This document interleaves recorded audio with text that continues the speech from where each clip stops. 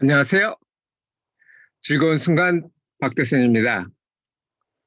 오늘 리뷰할 태백산맥은 전무후무하게 한국에서 1,300만 부 이상 판매된 작품이죠. 그도 그럴 수밖에 없는 게 한국전이라는 아주 충격적인 역사적인 사건을 배경으로 해서 썼던 내용이기 때문에 그렇습니다. 자, 그럼 태백산맥은 10권을 이루어졌는데요. 내용상으로는 아리랑 12권 이후에 한국이 광복을 찾은 이후부터 한국전 휴전까지를 다룹니다. 물론 쓰기는 태백산맥을 먼저 썼어요. 그리고 아리랑을 썼고 한강을 썼는데 태백산맥이 가장 좋습니다. 일단 10권짜리인데 그걸 다 소개할 수는 없고 1권만 내용을 대충 소개를 했고요. 자, 배경을 먼저 보시죠. 배경은 태백산맥이라는 것 자체가 길죠. 쭉 내려오는 산맥으로 동쪽에 있는 거로 보이는데 그게 남쪽 끝으로 쭉 내려가서 소백으로 가고 노령으로 가기도 하지만 밑으로 쭉 이어진 것이 바로 벌교에서 끝납니다. 보성군 벌교 읍이죠. 그래서 시간은 한국전 전후, 한국전이 끝날 때까지라고 보시면 될 것 같고요. 원래는 좀 더 길게 했다고 해요. 근데 이게 뭐 방공법인가요? 그 위반 고발을 받고 뭐 이런 바람에 중간에 끝내고 그 부분은 뭐 한강에 다시 넣었다고 하기는 합니다. 그런데 제가 보기에는 이렇게 빨리 끝낸 게 더 나았어요. 왜냐하면은 토지도 제가 몇 번 언급을 했지만 앞부분 아주 흐물었는데 뒤쪽으로 가면서 뭐랄까 템포가 많이 죽었거든요. 뭐 그럼에도 불구하고 좋은 소설이긴 해요.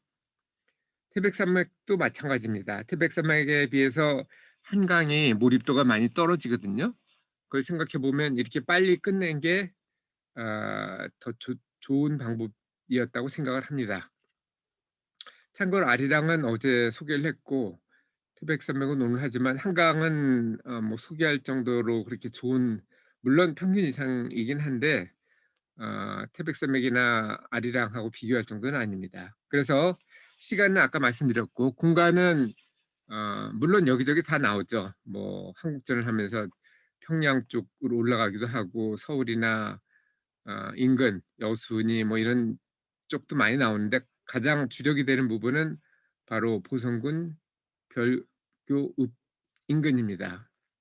이곳은 원래 조정래 작가가 태어났던 선운차인가요? 그 인근이기도 하죠.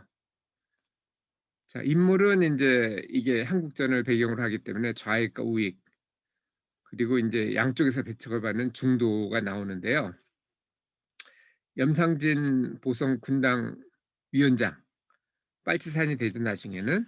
그리고 그의 동생인 염상구 벌교 청년당 감찰부장, 뭐 말이 부장이지 사실은 단장이라고 볼 수 있습니다. 단장은 명예직이기 때문에 나이 좀 느스구리한 사람이 뽑히곤 하죠. 뽑혔다기보다 뭐랄까 임명되곤 합니다. 그리고 중도를 이제 김범우 학병 출신 교사가 나오는데 지주이기도 하죠. 아버지가 지주였고 그거에 대해서는 조금 더 자세히 집안 소개를 하면서 설명을 하겠습니다. 가장 여러 집안이 나와요. 그런데 가장 핵심적인 집안은 김사영 집안과 연무칠 집안입니다. 그중에 연무칠이 중요한데 김사영하고 연무칠은 이제 두 개로 나눌 수가 있어요. 물론 그 둘은 아버지로 나옵니다. 이 소설 배경에서는. 그래서 김사영은 벌교의 지주 중에 착한 지주죠. 그리고 민족주의자로 나오고요. 그의 생각이 아이들한테 전해지죠. 그게 김보무, 여기에서는 중도파로 나오죠. 김보무와 그리고 그 형 김범준은 일제시대부터 독립운동을 했어요. 그러다가 해방이 되면서 인민군 군관으로 6.25 그 한국전 때 내려오게 됩니다. 그런데 김범준은 공산주의자라기보다는 민족을 위한 방법을 하나로 공산주의를 선택한 거였고 김보무는 반대가 되겠죠.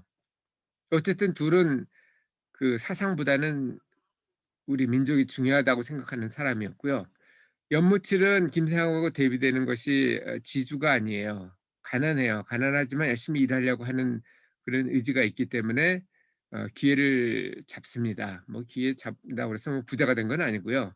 여전히 가난하죠. 일은 열심히 하고. 그의 그 아버지의 생각이 인제 아들한테 전해지는데 이 가장 골수 좌파로 나오는 게 염상진이거든요. 보성 군당위원장. 이 친구는 열심히 공부를 해요. 그래서 장남이 원래 좀 대우를 받죠. 그런데 공부까지 잘하니까 동생 염상구는 부모가 염상진을 편애를 하니까 그에 반발해 가지고 무조건 반대로 갑니다. 염상진은 열심히 공부해서 사범학교를 가죠. 물론 김사영이 뒤에서 장학금을 대줬던 거죠. 하지만 졸업하고 교사가 되질 않고 농민운동을 합니다. 자기는 일제의 앞잡이가 되고 싶지 않다. 뭐 거기까지 동의할 수 있어요. 일제도 뭐 공산주의자하고 뭐 별 차이가 없거든요. 그들도 그 자기네들 뭐 천황, 사실은 천황이 아니죠. 그들의 기득권층을 위한 거죠. 공산주의자도 마찬가지고요. 어쨌든 그걸 운동을 하다가 해방이 되고 그 좌익 운동을 하다가 결국 한국전이 끝나면서 빨치산이 되고 도망을 못 갔기 때문에 그리고 그게 거의 좌절되자 자폭을 합니다.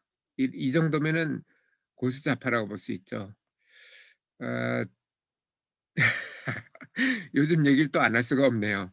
그 민주당 같은 경우는 뭐 그 야당하고 다른 점은 야당은 그래도 그 뭐랄까 부끄러움을 알거든요. "뭐 이거 잘못했냐?" 그러면 처음에는 거부하다가도 "아 잘못했다." 그러는데 이 민주당은 그렇지 않죠. 무조건 잘했다죠. 아무리 잘못했어도. 조국도 그렇고 윤미향도 그렇고 또 누구죠? 박원순도 그렇고 저는 박원순 시장 되기 전에 만난 적이 있습니다. 물론 뭐 강연에 가서 만났고 나중에 남아서 물어보기도 했는데 이 사람이 말은 잘하는데 실제로는 그렇지 않다라는 걸 느끼고 실망을 한 적이 있어요. 벌써 뭐 수십 년 전 얘기네요. 근데 결국은 그렇게 됐습니다. 어 이 골수는 이래요. 자살을 해요. 자기의 잘못을 생각을 하질 않고 자기의 잘못을 인정하기보다는 자살합니다. 그게 박원순 전 시장하고 그 누구야 그 노무현 전 대통령 물론 뭐 죽은 분들한테는 좀 미안한 얘기긴 한데 저는 그렇게 하기보다는 차라리 봉사활동을 하는 게 훨씬 더 낫지 않나라고 생각을 해요. 이 염상진도 마찬가지고요. 염상구는 무조건 반대로 해서 우파가 됐습니다. 뭐 작가는 염상구가 주인공이라고 하는데 제가 볼 때는 그렇지 않아요. 제가 볼 때는 김범무가 주인공 같고요. 왜냐하면 일단 염상진은 일찍 죽기 때문에 아니 일찍 죽은 건 아니지만 죽기 때문에 보통 주인공은 안 죽거든요. 끝까지 살아남죠. 그런데 염상구를 주인공이라고 했던 거는 아마 방공법 위반 사건 때문에 일부러 그러지 않았나 싶은데 보통은 주인공을 미화하는데 염상구는 그렇게 미화할 만한 행동을 하지는 않았어요. 거의 뭐 착취하고 뭐 강간, 반강간, 뭐 조작 뭐 이런 것들을 많이 했기 때문에 염상구를 주인공이라고 그래도 이거는 어찌 보면 어 이게 사실은 방공법 위반이 될 수 있습니다. 염상진을 뭐랄까 뭐 아름답게 그렸다는 거는 소설이니까 그렇게 의심은 받을 수 있어도 무혐의 처분을 받을 수 있을 정도가 될지는 몰라도 염상구를 거꾸로 날조한 거에 대해서는 뭐 소설이니까 어쨌든 그거에 대해서는 명예훼손이나 뭐 이런 게 될 수도 있습니다. 제가 볼 때는 김보무가 중경이라고 봐요. 저도 김보무의 사상에 동의를 합니다. 물론 양쪽에서 혼날 생각은 하고 있습니다. 자, 태백산맥을 읽으면서 느꼈던 점은 바로 이 전쟁에 대한 거였어요. 전쟁이 좋은 전쟁은 없어요. 하지만 더 나쁜 전쟁과 덜 나쁜 전쟁이 있는데 덜 나쁜 전쟁은 방위를 하기 위한 전쟁입니다. 누가 쳐들어오는데 그냥 나 잡아 잡수하는 여호와의 증인 같은 사람도 있지만 저는 그건 아니라고 봐요. 그러면은 멸망하니까요. 하지만 나쁜 전쟁도 있습니다. 더 나쁜 전쟁은 뭐냐면은 전쟁이라고 하면 보통 공격하는 거죠. 그리고 덜 나쁜 전쟁은 방어하는 거고 근데 더 나쁜 전쟁이 있습니다. 그건 내전이에요. 왜냐하면은 한국 전쟁의 사망자가 거의 200만 명에 가깝습니다. 그러니까 인구가 그때 해방되고 나서 우리 인구가 3천만이었는데 그중에 남한이 2천만이었고 북한이 1천만이었거든요.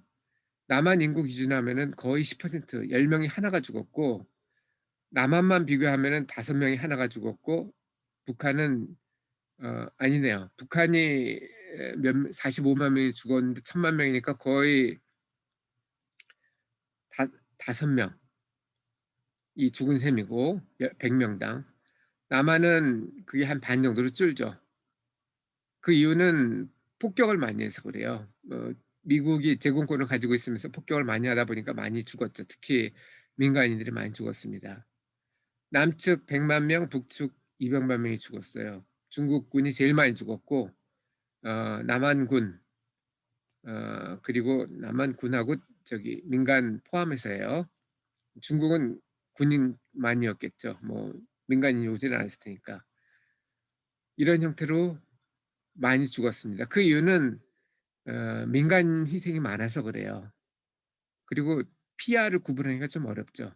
미국도 마찬가지예요. 미국도 남북전쟁 사망자가 양대 전쟁하고 한국전 미국 사망자보다 더 많습니다. 이게 100만 명이나 되거든요. 그래 봐야 우리나라보다는 적습니다만 한국전 때 33만, 2차 대전 42만, 1차 대전 13만 해봐야 100만 명이 안 되거든요. 그래서 이러한 내전이 그걸 막는 게 가장 중요합니다. 그거는 가장 중요한 거는 민의 수렴이에요.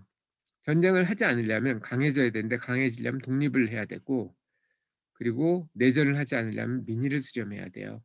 민의가 양쪽으로 나뉘면 그걸 최대한 수렴하도록 노력을 해야 됩니다. 그리고 사상보다는 사람이 우선이라는 것을 다시 한번 강조하고 싶습니다.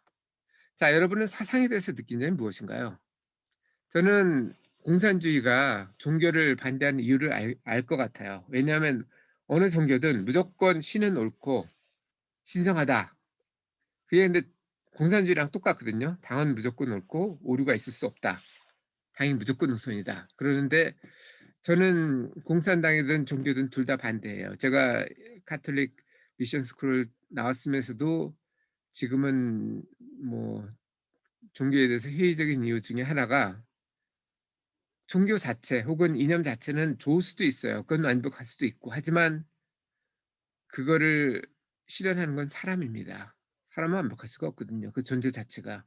그래서 종교나 공산당 이게 완벽할 수가 없는 거예요. 이념이. 자본주의도 마찬가지죠. 당연히. 그리고 이러한 이념이나 종교는 인간을 위한 거예요. 이념이나 종교를 위해서 인간이 존재하는 건 아니에요. 그래서 이 사상보다 인간을 우선하는 그게 더 중요하지 않나 저는 그렇게 생각했습니다. 여러분은 어떻게 생각하시나요? 여러분도 한번 종교에 대해서 뭐 이념은 사실 많이 물 건너간 셈이고요. 종교도 많이 그런 상태긴 하지만 앞으로 어떻게 나가는 것이 좋을 것인지 그걸 생각해 보실 필요가 있습니다. 중요한 거는 인간은 완전하지 않고 인간이 관련된 모든 것도 인간의 가진 오류 때문에 완벽할 수 없다는 거죠. 그래서 나 자신이 틀릴 수도 있다라는 그런 겸허한 마음을 갖는 게 중요해요. 그게 과학 연구에서도 그렇고 우리의 생활에서도 그렇습니다. 자, 오늘도 즐거운 순간 박대선이었습니다. 감사합니다.